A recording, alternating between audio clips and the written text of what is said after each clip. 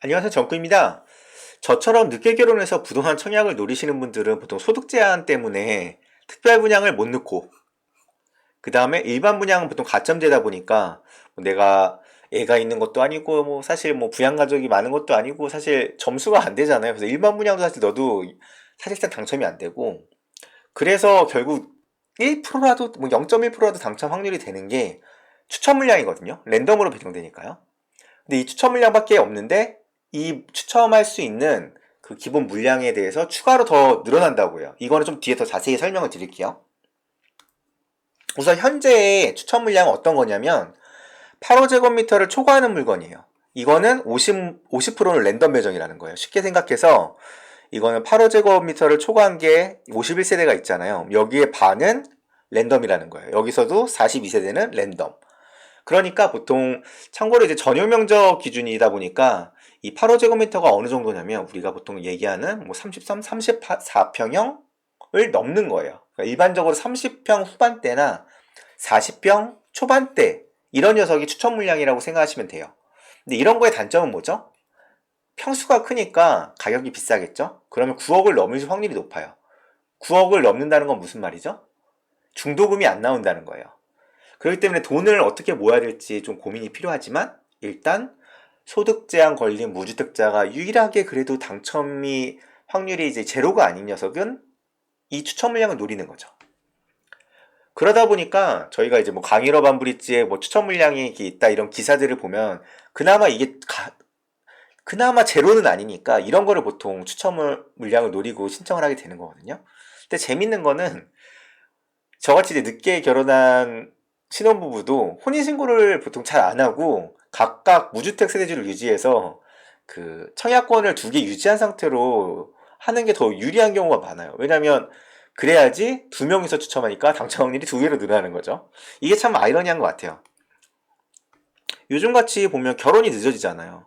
보면 1990년대 같은 경우 남자는 27, 여자는 24세 이제 초혼을 했다고 결혼을 했다고 치면 지금 2020년대에는 33살, 30세 보통 몇 년이 된 거예요? 6년.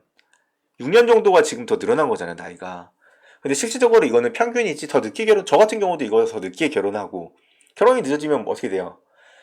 말이 신혼부부지 연차는 높아서 중견기업에 다니는 맞벌이 부부라면 뭐 160%의 연소득 기준으로 해서 이걸 넘으면 뭐 특공을 못 넣는데 1억 660만 원 맞벌이 기준으로 이건데 연봉 둘이 한 5천에서 6천 사이에 되면 둘이서 1억이 넘는 거예요. 근데 이런 게 좀 아이러니한 것 같아요. 심지어 신혼부부 특공 같은 경우는 혼인신고한 지 하고 7년 이내에 이제 돼야 되기 때문에 사람들이 청약제도를 유리하게 쓰려면 혼인신고를 늦게 신고하게 되는 이게 조금 아이러니한 것 같아요.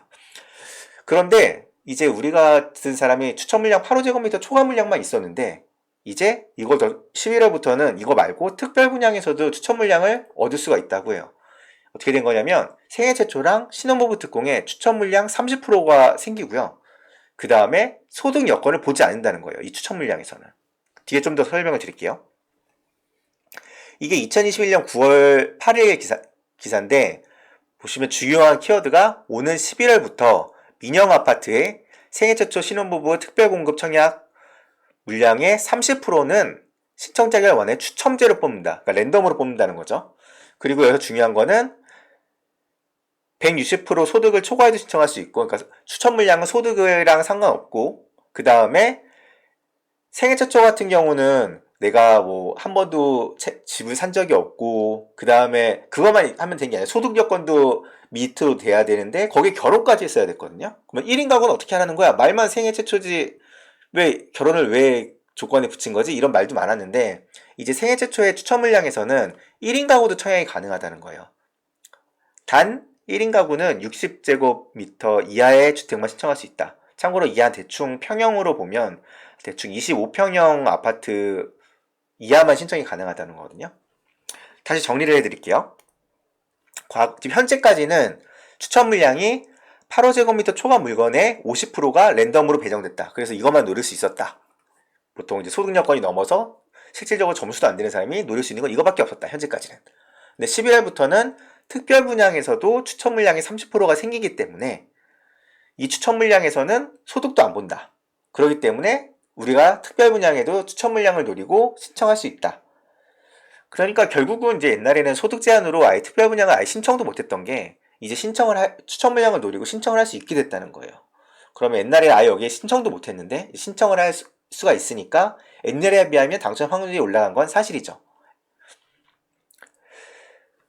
물론 특공 일부를 이렇게 추첨으로 해서 확률은 올라가는데 조금 아쉬운 점은 이거 있어요. 조삼모사라고 얘기할 수 있는 게 요즘에 이제 뭐 재건축도 제한을 많이 하고 뭐 분양가 상한제다 이런 것 때문에 그 가격을 좀 더 많이 받기 위해서 좀 청약을 미루고 있는 추세예요. 일부러 그 아파트 분양을 후분양을 하거나 좀 더 미뤄서 가격을 좀 더 오를 때까지 기다리는 경우가 많다 보니까 청약 물건이 수도권에 잘 안 나와요. 일정을 찾아보면 계속 밀리고 있어요. 강일호반 브릿지 같은 경우는 이번에 뭐 얘 같은 경우도 몇 번을 밀렸었고 지금 이문 1구역 같은 경우도 아직 미정인데 얘도 뭐 내년에 가는 거냐 막 얘도 계속 일정이 밀리고 있어요. 그래서 청약 물량이 쓰가 말라서 이게 조금 늦은 게 아닌가. 그리고 또 요즘에 분양가가 너무 집값이 많이 오르니까 분양가가 많이 올랐어요. 분양가 9억이 넘으면 중도대출이 안 되잖아요.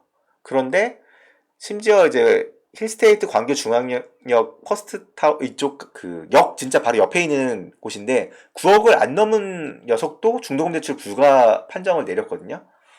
그러다 보니까 이제 이 돈을 또 어떻게 모아야 되느냐, 자금 계획은 어떻게 해야 되느냐 이런 게 사실 숙제인 것 같아요. 이런 거에 대해서는 저도 좀 검색을 많이 해보고 있는데 이런 거에 대해서도 좀 나중에 좀 영상을 다루고 그러려고 합니다. 지금까지 정부의 무한동력 정부였고요. 도움이 되셨다면 구독과 좋아요 부탁합니다.